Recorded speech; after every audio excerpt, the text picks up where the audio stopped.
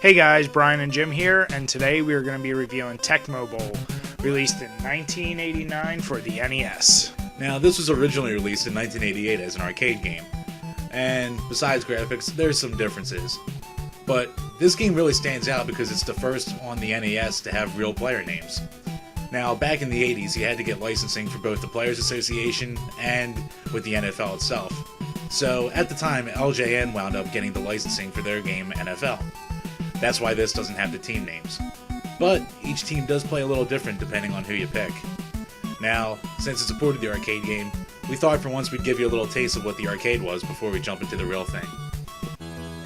Now, while watching this, you should notice that the sprites on the field are very detailed. The field itself looks good. It scrolls very smoothly. For an early arcade game, this wasn't too bad.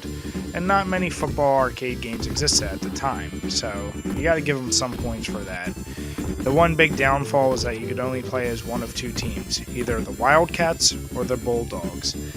The other big thing we didn't really like about it was that all the players just felt very stiff and robotic. So, let's see how the NES version stacks up against its arcade counterpoint. When you talk about the graphics, you kind of get a mixed bag when it comes to this. The characters on screen, well, they look like football players.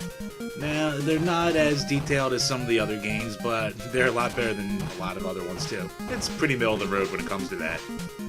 The scrolling on the screen is very smooth though, and there's no real slowdown at all, whether there's a full team around you or a couple players. There's some flickering with the sprites, but for the time, that's pretty much normal. They even try to throw you a crowd. Also, the team colors try to match the actual colors of the teams, even though it's not licensed. And they also throw in this little, hello. The graphics pretty much are average, and, need to go wipe up. Anyway, while Jim's in the bathroom finishing up, this is the same company that also brought us Rygar and Ninja Gaiden, so you know that his sound is going to be pretty good. Unless you're going against Jim being an asshole, as you can tell, this little hut is one fond memory for most people. And this play here actually demonstrates 90% of the sound you're going to hear. That music, although it is repetitive, it is catchy, and we didn't mind it at all. You do get some crowd noises, and you do get some different grunts and groans as you get hit. So overall, we really liked it. So, what I missed? The sound. Now talk about the control, you asshole. So, the control. When a game's really good, it makes it hard to say anything about it. It's tight, it's fluid, it's pretty intuitive, it's easy to pick up and learn. There's not a lot of options. It's really arcadey and simple in that way, but I mean, we really liked it. I liked it as much as I liked that halftime show. Speaking of... God damn it!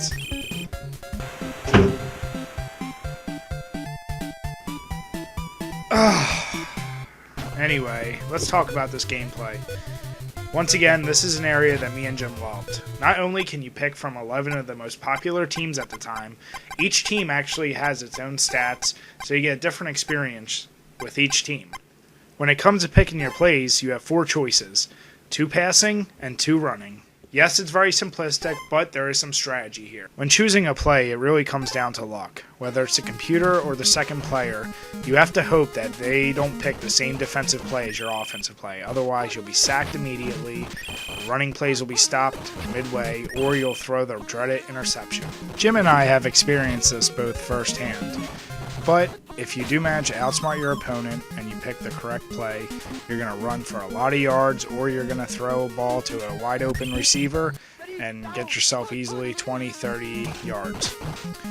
The one good gameplay mechanic that we both agree is needed in this game is when you do get on these long breakaways, they increase the defensive opponent's speed. It's a common feature, but it's something that's overlooked. So we just want to say we appreciate it. Let's talk about originality. Now, there's a lot of things that this game, they tried to do that was different from what was out at the time. The biggest one being this coach mode. So basically, you pick the plays on offense and defense, and you let it play out. Of course, instead of actually playing it, you're watching it, so that kind of defeats the purpose of a video game altogether. But besides that, we really like the fact that you could break tackles. And also, when defenders and offensive players hit each other, they go flying. So, here's a montage. Let the bodies hit the floor. Let the bodies hit the floor. Let the bodies hit the floor. Let the bodies hit the floor. Let the bodies hit the floor. Let the bodies hit the floor.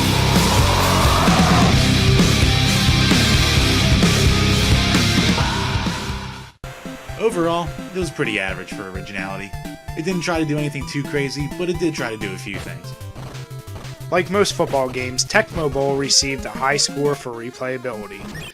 But not only because it's a football game, it did have 3 modes: the single player, the 2-player, and the coach mode that Jim just spoke about. The 1-player mode is basically like a season mode, where you choose a team and every time you win you keep advancing until you defeat all the other teams on the roster. But still, for me and Jim, the mode 2 play is the 2-player mode. It'll give you hours and hours of fun picking and playing as different teams, using different plays to humiliate your friend. You should really try it out. Now, some people might complain about the simplicity of the game, especially football purists, but of all the games that try to do too much, this did just enough to be extremely fun and to really give you the football experience. What more can you ask for from a video game, but for it to be fun? Overall, we gave it a 7.5. And for anyone out there wondering why Jim didn't give it a little bit higher, well, the final score for our first game was 14-0. Now you know. While playing, we enjoyed some Stella Artois.